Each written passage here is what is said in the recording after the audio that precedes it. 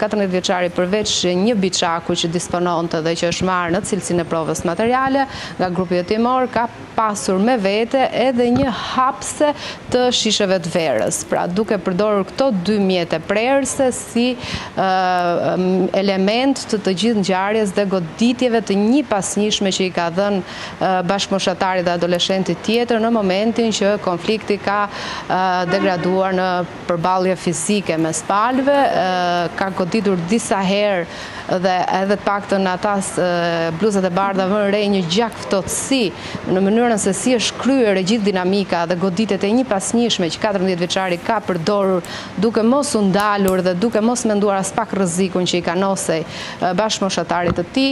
por duke gjuajtur në ftohtësi absolute